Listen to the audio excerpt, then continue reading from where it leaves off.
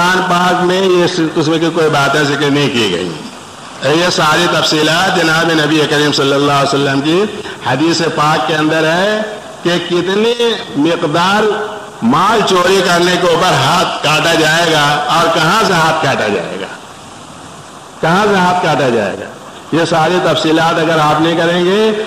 اس کو حدیث کے اندر جو ذکر کیا گیا اس کو اگر قرآن کی اس کے ساتھ شامل نہیں کریں گے تو فَقْطَعُوا أَيْدِيَهُمَا کے مفہوم کے اوپر, اس کے حکم کے اوپر عمل درآمد کرنا بہت دشوار اور بہت مشکل ہو جائے گا.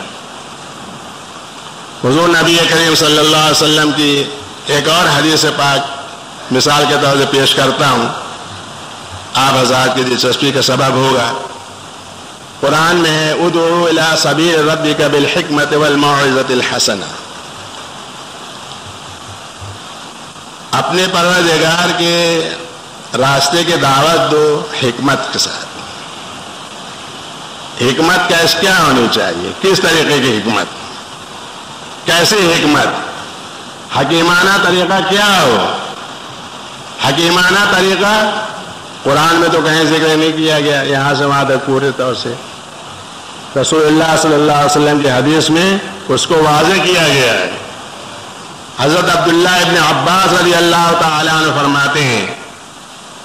کہ حضرت معاذ بن جبل رضی اللہ تعالیٰ عنہ نے فرمایا کہ جناب نبی اکرم صلی اللہ علیہ وسلم نے مجھے یمن کے طرف قاضی, داعی اور حاکم بنا کر بھیجا, اور جب میں جانے لگا تو مجھ کو حضور صلی اللہ علیہ وسلم نے نصیحت کی. اور یہ بھی یاد رکھو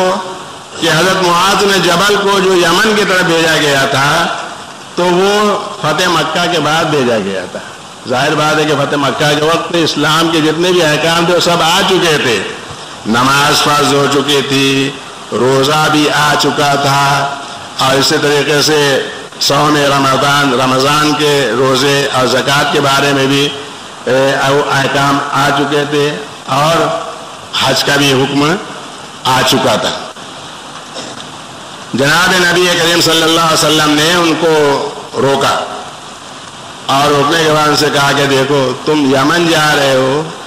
جہاں اہل کتاب بہت بڑی تعداد کے اندر رہتے ہیں, وہاں عیسائی لوگ رہتے تھے بہت زیادہ, تو تم وہاں جانا تو سب سے پہلے ان کو دعوت دینا ہے کلمے کی, کلمہ ان کے سامنے پیش کرنا, لا الہ الا اللہ محمد رسول اللہ پیش کرنا. یعنی پہلے ان کے سامنے یہ پیش کرنا کہ توحید ہے, اللہ ہے اور اللہ کے علاوہ کوئی اور نہیں, سارے جہانوں کا خالق اور سارے جہانوں کا مالک اللہ ہے, اور حاکم بھی وہی ہے. اور ان کو یہ بتانا کہ میں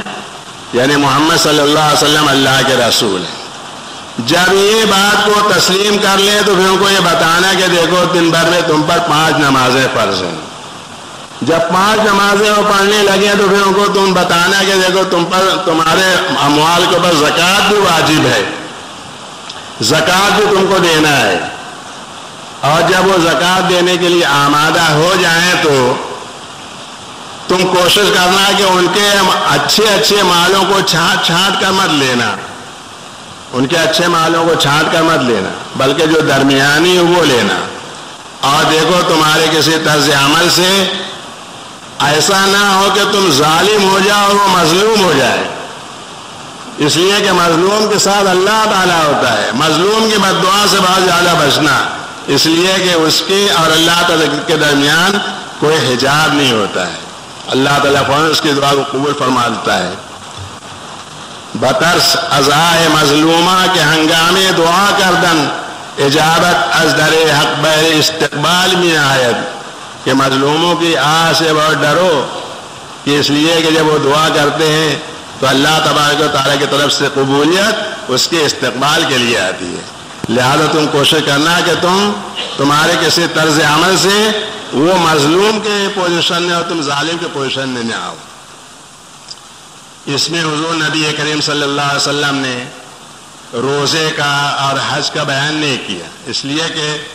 حضرت صلی اللہ علیہ وسلم کو حکمت بتانا تھا, دعوت کی حکمت بتانی تھی کہ دعوت کا کام, تبلیغ کا کام یہ کس طریقے سے کیا جائے گا جب تم دعوت کا کام کرو گے تو جتنے احکام اسلامی ہیں، جتنے بھی قوانین اسلامی ہیں، سب کو ایک باری جو ان کے سامنے مت پیش کر دینا، کیونکہ ایک باری کی پیش کر دو گے تو وہ اس کو بہت مشکل گنا سمجھیں گے، وہ اس کو قبول نہیں کریں گے۔ دھیرے دھیرے ایک ایک کر کے ترتیب وار اگر ان کے سامنے پیش کرو گے تو ان کے لیے قبول کرنے کے اندر آسانی ہوگی۔ تو دیکھو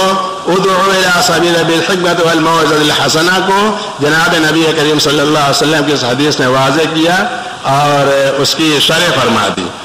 تو قرآن پاک جو ہے یہ در حقیقت متن ہے اور رسول اللہ صلی اللہ علیہ وسلم کی احادیث سے اس کی شرح ہے، اور دونوں کے دونوں لازم اور ضروری ہیں، دونوں کو ایک دوسرے سے علیحدہ نہیں کیا جا سکتا۔ جتنا ضروری قرآن ہے اتنا ہی ضروری جناب نبی کریم صلی اللہ علیہ وسلم کی حدیث ہے۔ یہ دونوں جو ہیں ایک ہی سکے کے دو رخ ہیں، ایک ہی تصویر کے دو رخ ہیں۔ جس طریقے سے وہ ایک سکے کے دو رخ ہوتے ہیں، دونوں ضروری ہوتے ہیں، اسی طریقے سے قرآن بھی جتنا ضروری ہے اتنا ہی ضروری رسول اللہ صلی اللہ علیہ وسلم کی حدیث مبارکہ بھی ہیں، دونوں کو ایک دوسرے سے علیحدہ نہیں کیا جا سکتا ہے۔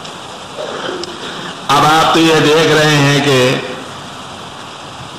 قرآن جو ہے لفظ و معنی کا مجموعہ ہوا، تو لفظ تو قرآن کے حفاظ کرام نے اس کو سنایا،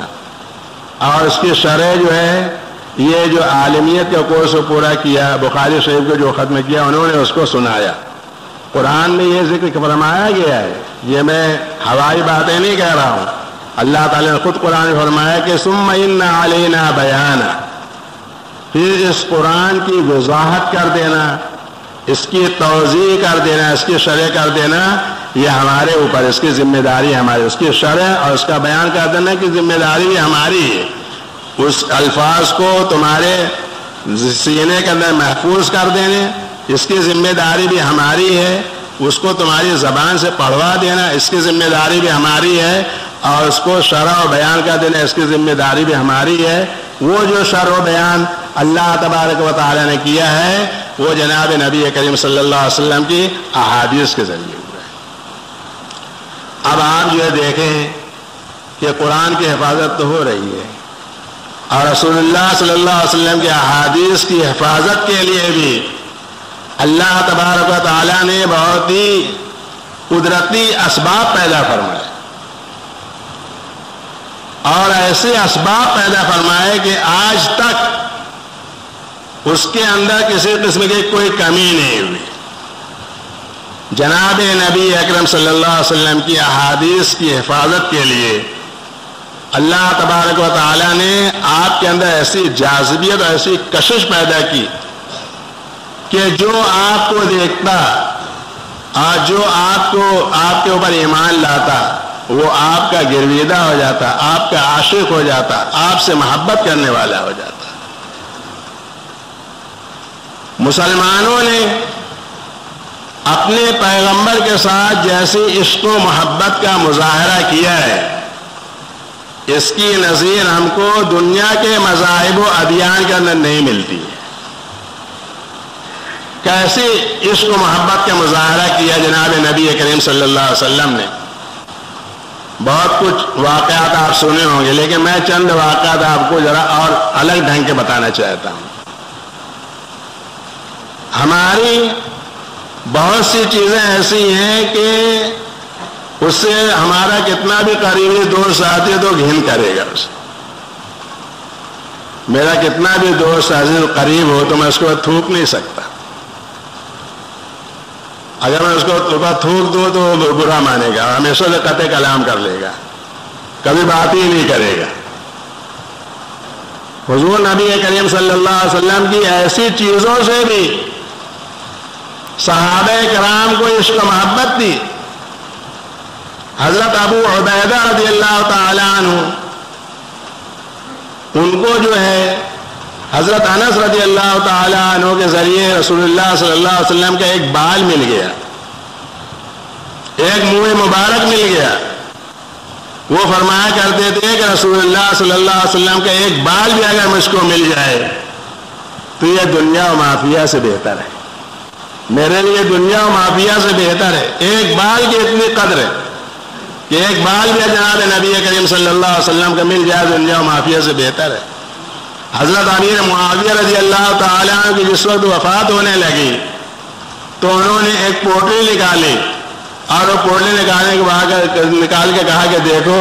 اس میں جو حضور نبی کریم صلی اللہ علیہ وسلم کے ناخن کے تراشے ہیں، میں نے اس کو محفوظ کر کے رکھا ہے، جب میں مر جاؤں گا میری روح جو ہے قفس انسانی سے پرواز کر جائے گی تو تم ان ناخنوں کو میری آنکھوں کے اندر رکھ دینا۔ ایسی کہ محبت کسی نے کسی سے کیا ہے؟ حضرت ام سلیم رضی اللہ تعالی عنہ ایک صحابیہ ہیں، حضور نبی کریم صلی اللہ علیہ وسلم کبھی کبھار ان کے گھر تشریف لے جایا کرتے تھے اور چمڑے کا ایک بستر تھا، بچھونا تھا، اس کے اوپر آرام فرمایا کرتے تھے۔ حضور نبی کریم صلی اللہ علیہ وسلم کو پسینہ بہت نکلتا تھا، لیکن آپ کا پسینہ بدبو نہیں پیدا کرتا تھا، آپ کے پسینے کا خوشبو ہوتی تھی۔ جس راستے سے گزر جاتے تھے جناب نبی کریم صلی اللہ علیہ وسلم، وہ راستہ گل و گلزار ہو جاتا تھا، مہکنے لگتا تھا، اور صحابہ حضور نبی کریم صلی اللہ علیہ وسلم کی مہک و خوشبو کو محسوس کر کے اس جگہ میں برابر پہنچ جاتے تھے جہاں جناب نبی کریم صلی اللہ علیہ وسلم موجود رہتے۔ ایک مرتبہ حضرت ابو ہریرہ رضی اللہ تعالیٰ عنہ کی حدیث ہے، حضور صلی اللہ علیہ وسلم تشریف فرما تھے مدینہ منورہ میں، صحابہ آپ کے ارد گرد بیٹھے ہوئے تھے، جس طریقے سے چوتھی رات کو چاند کے ارد گرد ستارے جو چمکتے ہوئے رہتے ہیں، اس طریقے سے صحابہ کرام جناب نبی کریم صلی اللہ علیہ وسلم کے ارد گرد بیٹھے ہوئے تھے۔ حضرت صلی اللہ علیہ وسلم نے کچھ کہا نہیں، بغیر کہے ہوئے اٹھ گئے، چلے گئے۔ صحابہ سب کے سب بیٹھے تھے اور اس انتظار میں تھے کہ حضور صلی اللہ علیہ وسلم کسی کام سے تشریف لے گئے ہیں، وہ کام پورا ہو جائے گا تو آ جائیں گے، لیکن بہت دیر ہو گئی اور حضور صلی اللہ علیہ وسلم آئے نہیں، تو سب صحابہ کو بہت زیادہ تشویش ہوئی کہ کہاں جناب نبی کریم صلی اللہ علیہ وسلم چلے گئے، اس لیے کہ یہودیوں کا ہر وقت خطرہ رہتا تھا کہ یہودی کب جو ہے جناب نبی کریم صلی اللہ علیہ وسلم کے ساتھ کیا معاملہ کر لیں۔ بہت خطرہ تھا یہودیوں سے جناب نبی کریم صلی اللہ علیہ وسلم کی ذات کو، اس لیے کہ وہ لوگ جو حضور صلی اللہ علیہ وسلم کے خون کے پیاسے تھے۔ حضرت ابو ہریرہ رضی اللہ تعالیٰ عنہ نکلے سب سے پہلے اور اس جگہ چلے گئے جہاں جناب نبی کریم صلی اللہ علیہ وسلم تھے، ایک باغ کے اندر۔ حضرت صلی اللہ علیہ وسلم نے کہا کہ کیسے چلے آئے تم، کیسے چلے آئے؟ حضرت ابو ہریرہ نے کہا کہ رسول اللہ آپ بیٹھے تھے ہمارے دن چلے گئے، ہم کو خطرہ ہوا کہ کہیں ایسا نہ ہو کہ ہم دنیا میں رہیں اور آپ کو کچھ ہو جائے۔ جب تک ہم ہیں جیتے جی آپ کا کوئی بال بیکا نہیں کر سکتا، پہلے ہماری جان جائے گی اس کے بعد پھر آپ کی جان جائے گی، لیکن جب تک ہم ہیں آپ کا کوئی بال بیکا نہیں کر سکتا۔ ہم کو خطرہ ہوا کہ آپ کہاں چلے گئے، تو میں جو ہے وہ محسوس کرتے کرتے یہاں تک پہنچ گیا۔ حضور نبی کریم صلی اللہ علیہ وسلم جس گلی سے گزر جاتے تھے وہ مہکنے لگتے تھے، تو حضرت صلی اللہ علیہ وسلم جب لیٹے تو بہت پسینہ نکلا آپ کو، تو حضرت ام سلیم رضی اللہ تعالی عنہ ایک شیشے کے اندر حضور صلی اللہ علیہ وسلم کے پسینے کو جمع کرنے لگے۔ حضور صلی اللہ علیہ وسلم بیدار ہوئے تو پوچھا کیا کر رہی ہو؟ کہا کہ رسول اللہ آپ کے پسینے کو جمع کر رہی ہوں، اس پسینے کو ہم مدینے کی خوشبو ملا دیتے ہیں تو وہ خوشبو تمام خوشبوؤں سے افضل ہو جاتی۔ جب حدیبیہ کے مقام پر 14,000 جانثار حضور نبی کریم صلی اللہ علیہ وسلم کے ساتھ تھے، 1400 جانثار حضور صلی اللہ علیہ وسلم کے ساتھ تھے، اور اس وقت حدیبیہ کے مقام پر مکہ کے کافروں نے آپ کو روک دیا، آگے داخل نہیں ہونے دیا۔ وہ بات چیت کرنے کے لیے لوگ آتے تھے مکہ معظمہ سے۔ عروہ ابن مسعود ثقفی یہ آیا جناب نبی کریم صلی اللہ علیہ وسلم کو سے بات چیت کرنے کے لیے، لیکن جو وہاں اس نے منظر دیکھا اس منظر کو دیکھ کر وہ دنگ رہ گیا، منظر کو دیکھ کر وہ دنگ رہ گیا۔ اس نے دیکھا کہ حضور صلی اللہ علیہ وسلم جب بات کرتے ہیں تو سب خاموش ہو جاتے ہیں, کوئی بولتا نہیں. ایسا تھا کہ جب حضور صلی اللہ علیہ وسلم محل گفتگو تو پھر کسی صحابی کے منہ سے بات نہیں نکلتی تھی, سب خاموشی اس کو سنتے تھے. کأن علی رؤوسہم الطیر, ایسا ساکت اور ساکن ہو جاتے تھے گویا کہ ان کے سروں کو وہ پرندہ بیٹھا ہوا ہے. حضور صلی اللہ علیہ وسلم جب بولتے تھے سب خاموش. اور حضور صلی اللہ علیہ وسلم نے کبھی کھیکھارا بلغم تھوکا تو وہ تھوک زمین پر نہیں گرتا تھا, ان کے ہاتھوں کو بچ جاتا تھا, اور اس بلغم کو اور اس کھیکار کو اپنے داڑھی کے اوپر اور اپنے چہرے کو ملا کرتے تھے, کپڑوں کو ملا کرتے تھے. اور حضور صلی اللہ علیہ وسلم جب وضو کرنے کے لیے اٹھے, آپ وضو کر رہے ہیں تو آپ کے وضو سے, آپ کے اعضائے مبارکہ سے وضو کا پانی لگ کر جو زمین کے اوپر گرتا تھا وہ زمین کے اوپر گرنے نہیں پاتا تھا, کسی نہ کسی صحابی کے ہاتھ کے اوپر جاتا تھا, اور وہ صحابہ اس پانی کو اپنے کپڑوں کے اوپر اور اپنے سروں کے اوپر مل رہے تھے, لگا رہے تھے. وہ وضو کا بچا ہوا پانی نہیں, وہ وضو کا بچا ہوا جو میں وضو کر رہا ہوں میرے لوٹے میں پانی بچ گیا, وہ پانی نہیں, بلکہ ہاتھ سے لگ کر جو پانی گر رہا ہے جس کو مائع مستعمل کہتے ہیں, اس مائع مستعمل کو بھی صحابہ زمین کو بھی گرنے نہیں دے رہے ہیں اور اپنے ہاتھوں کو بھی اس کو مل رہے ہیں اور کپڑے کو بھی اس کو لگا رہے ہیں, چہرے کو بھی ڈال رہے ہیں. ایسا عشق و محبت کا مظاہرہ منظر عروہ بن مسعود ثقفی نے دیکھا اور کہا کہ میں تو قیصر و کسریٰ کے درباروں میں گیا ہوں اور وہاں کے بادشاہوں کا طور طریقہ دیکھا ہوں اور وہاں کے غلاموں کو بھی میں نے دیکھا ہے, لیکن جیسی محبت محمد صلی اللہ علیہ وسلم کے صحابہ حضور صلی اللہ علیہ وسلم سے کرتے ہیں ایسا منظر تو میں نے کہیں نہیں دیکھا. آپ اندازہ لگائیے کہ جن لوگوں کو حضور صلی اللہ علیہ وسلم کے لعاب دہن سے, بلغم کے, خیکار سے, وضو کے پانی سے, غسالے سے اتنی محبت ہے, وہ حضور صلی اللہ علیہ وسلم کے اقوال سے کتنی محبت کرتے ہوں گے, حضور صلی اللہ علیہ وسلم کے افعال سے کتنی محبت کرتے ہوں گے. یہ عشق و محبت جو اللہ تبارک و تعالی نے صحابہ کے دلوں کے اندر پیدا کیا, اسی عشق و محبت نے رسول اللہ صلی اللہ علیہ وسلم کے اقوال اور آپ کے افعال اور آپ کے ارشادات کو محفوظ کیا ہے. آج آپ دیکھیں کہ 1400 سال ہو گیا حضور نبی کریم صلی اللہ علیہ وسلم اس دنیا سے پردہ فرما چکے, اس دنیا میں آپ تشریف نہیں رکھتے ہیں, لیکن میں ان احادیث کی بدولت حضور صلی اللہ علیہ وسلم کی ایک ایک بات آپ کے سامنے پیش کر سکتا ہوں. میں پیش کر سکتا ہوں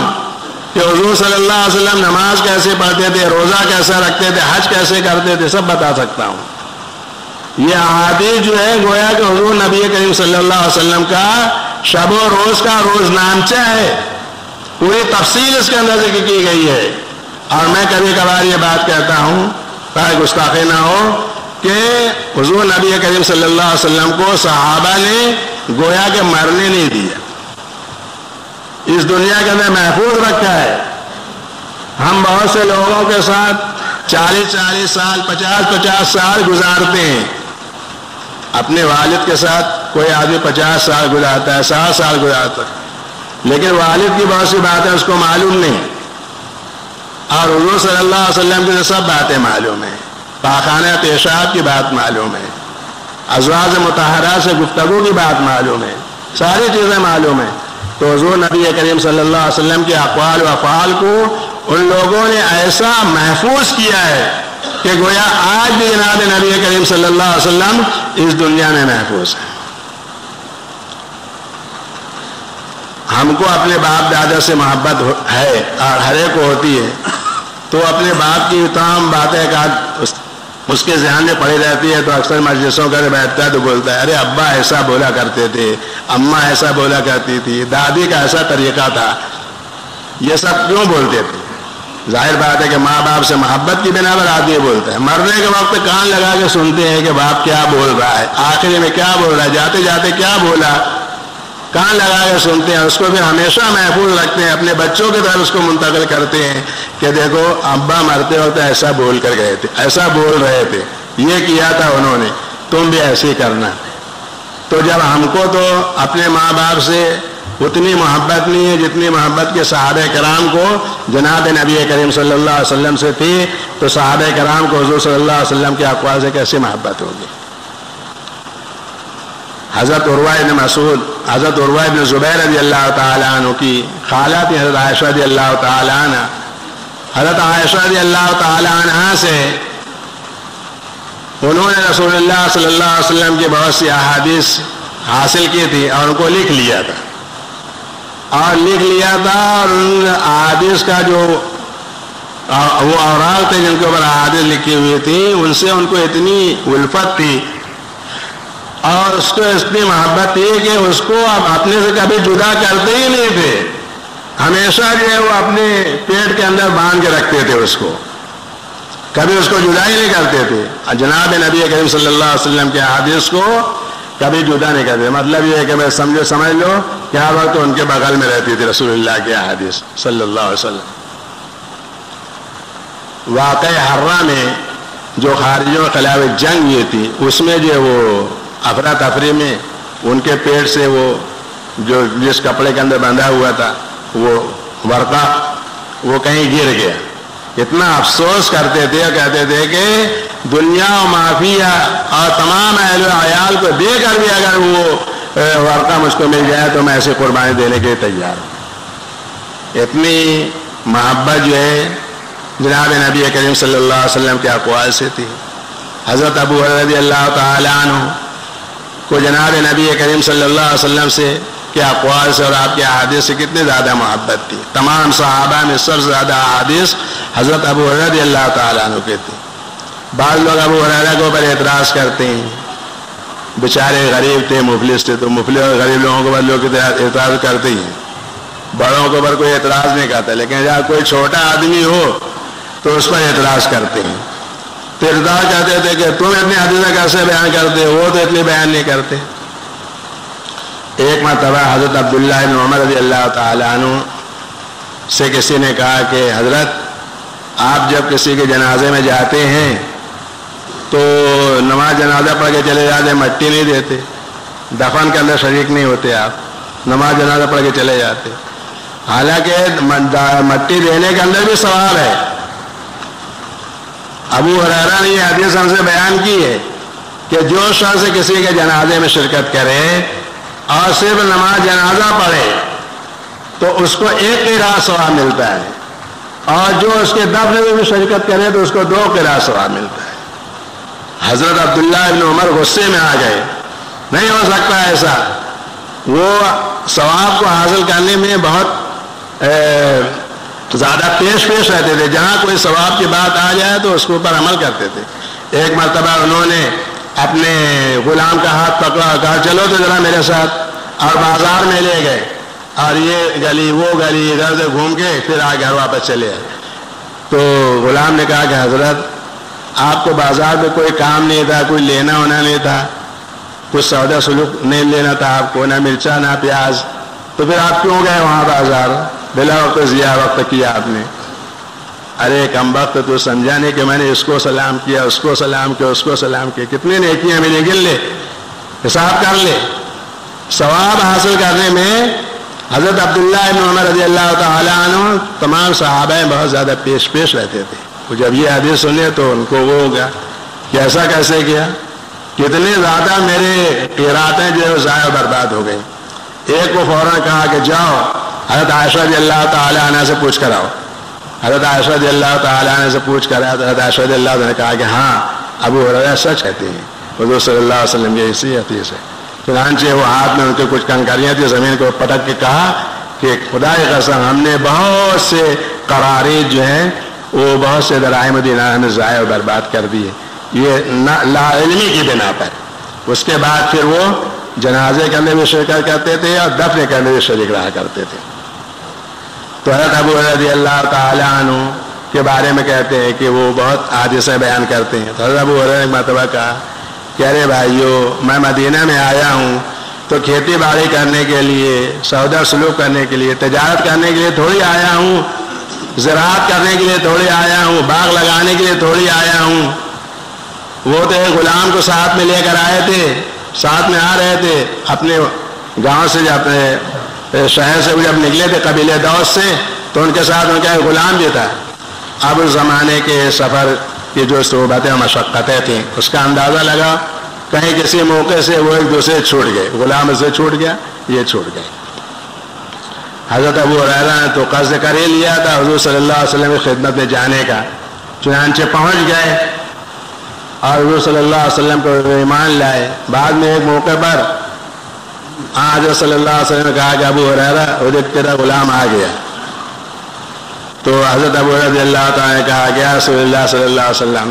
جب میں نے آپ کی غلامی اختیار کر لیا تو اب مجھ کو کسی غلام کی کیا حاجت ہے، ضرورت ہے؟ آپ گواہ رہنا کہ میں نے اس کو آزاد کر دیا۔ اس غلام کو آزاد کر دیا اور خالی ہاتھ رہ گئے اور کہا میں تو یہاں صرف رسول اللہ صلی اللہ علیہ وسلم کی حدیث کو بیان سننے کے لیے اور اس کو یاد کرنے کے لیے آیا ہوں۔ ایسی کیفیت کبھی ہو جاتی تھی کہ کھانے کے لیے کچھ ملتا نہیں تھا، زمین کے اوپر ٹیک لگا کر اور جگر تھام کے بیٹھ جاتے تھے، اور کبھی کبھار تو ایسا ہوتا تھا کہ گشت تاری ہو جاتی تھی۔ بعض لوگ سمجھتے تھے کہ جناب حضرت ابو رضی اللہ تعالیٰ عنہ کو دیوانگی کا دورہ پڑا ہے، تو ان کی گردن کے پاؤں رکھتے تھے۔ اس زمانے کے اندر ایک علاج تھا جنون کا، تو حضرت ابو رضی اللہ عنہ فرماتے تھے کہ نہیں بھائی، یہ جو کیفیت میری ہوئی ہے یہ اس کی وجہ سے نہیں ہوئی ہے بلکہ بھوک کی وجہ سے ہوئی ہے۔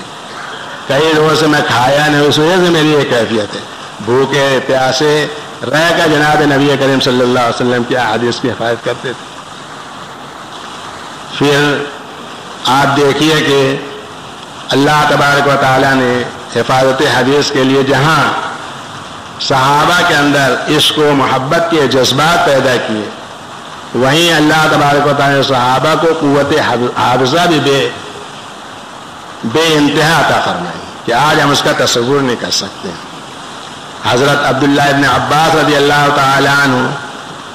اور بہت سے دوسرے لوگ ایک مجلس کے اندر بیٹھے ہوئے تھے کہ ایک شاعر آیا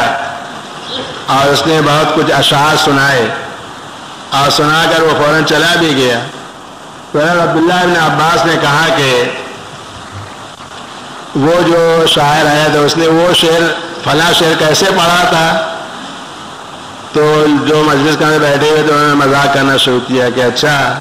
جیسے معلوم ہوتا ہے سر اشعار تم کو یاد ہے، خالی وہی ایک شعر تم کو یاد نہیں ہے۔ تو کہا کہ ہاں اس میں کیا شک ہے،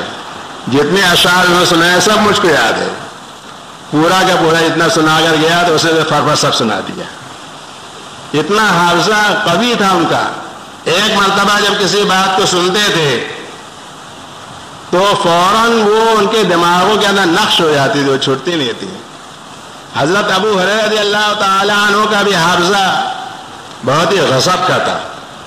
ان کے اوپر جیسا کہ میں نے ابھی کہا کہ لوگ اعتراض کرتے تھے کہ بہت ساری احادیث بیان کرتے ہیں،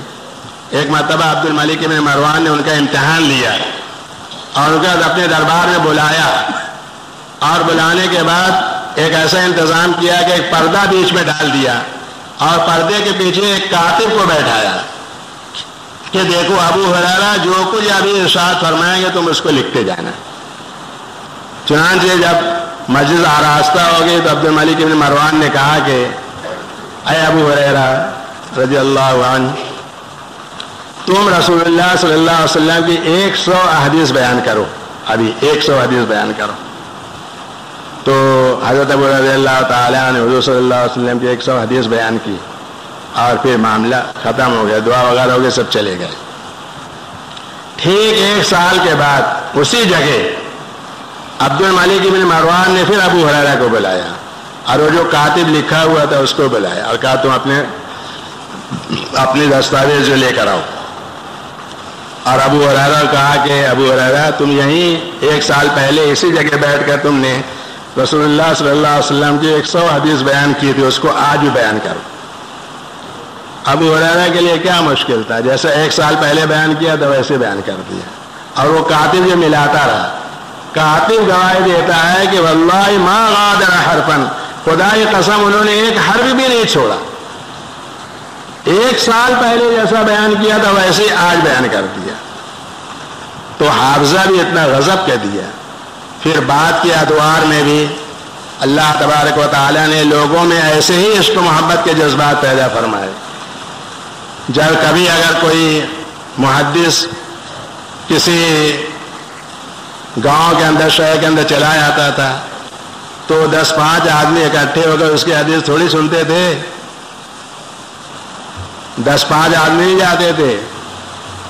50,000 سے زیادہ ہوتے تھے. 50,000 کا مجمع لگ جاتا اس کی حدیثوں کو سننے کے لیے. یہ اس کو محبت کی بات نہیں تو اور کیا ہے. آج ہمارے اندر کہاں وہ کیفیت ہے. اعلان کیا گیا کہ آج یہاں پر ہوگی ختم بخاری شریف, تو کتنے لوگ آئے. خیر بہرحال پھر بھی آپ لوگ کافی تعداد میں آئے ہیں, میں اس کو کم نہیں کرنا چاہتا, آپ حضرات کے جذبات ہیں. لیکن یزید ابن ہارون جب بغداد کے اندر گئے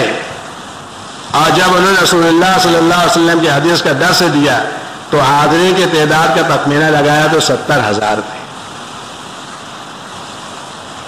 امام عاصم نے علی رضی اللہ تعالی عنہ جو امام بخاری رحمۃ اللہ علیہ کے بڑے اچھے اساتذہ میں سے ہیں,